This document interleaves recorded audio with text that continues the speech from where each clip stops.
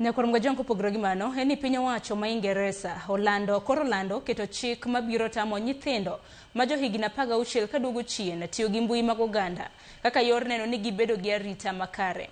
Mabiro e kinde ma pinyno bende olando ni gibiro keto ageng'a ahinya to e seche mag otieno ne rawere mantiere bwo higni 18. Jafwamb Lydia Okeyo nigi mathoth. En lendo mogol gi Piny Ingeresa ma ibiro ketie tim e chak mar higa manyien. Chik mabiro tamo nyithindo manie bwo higni 16 tiyo gi mbui mag oganda. Ka bende chik no biro loro tiyo gi mbui mag oganda seche mag otieno ne rawere manie bwo higni 18.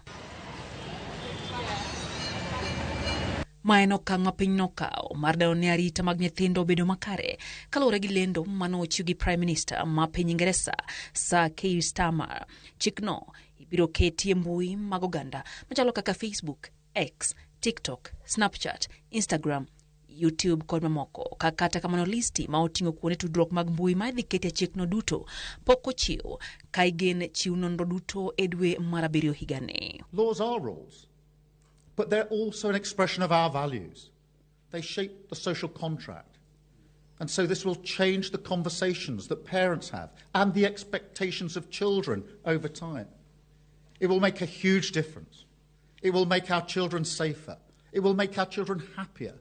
And will give them more time, more security, more freedom to grow up, more opportunity.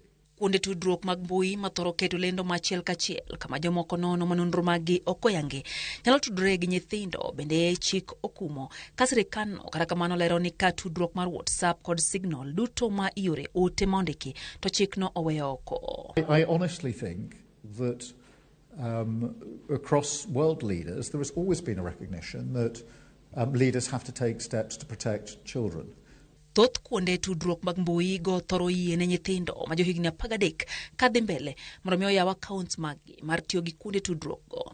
I didn't think it would actually happen. I kind of believed that he'd chicken out of it and give it more time or more consideration, but he seems pretty sure of it, and I'm not sure if I agree with him. Will have a positive impact on young people's lives and their mental health, and it will create a lot of stability in the future. Chik no igen ketie tim kapok Christmas ma higa ni ochopo. Kembe go ibiro gen mondo mi oti gi lony manyasani mar ng'eyo hik nyithindo go kokalo kuom chal mar chweche wengegi ka bende ibiro dwar opande kapok ng'ato ndikore kendo donjo e mbui.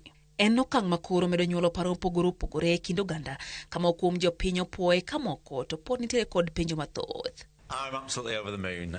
What a brilliant announcement this morning. I use most of my social media to contact my parents. Chik no sani tiye piny Australia kama kuonde tudruok mag mbui mag oganda maromo 10 oketie bwo chik no. Magi gin kaka Facebook, Instagram, Snapchat, Threads, TikTok, X, YouTube, Reddit and streaming kod Kick and Twitch. Dweche auchiel nyaka ne ket chikne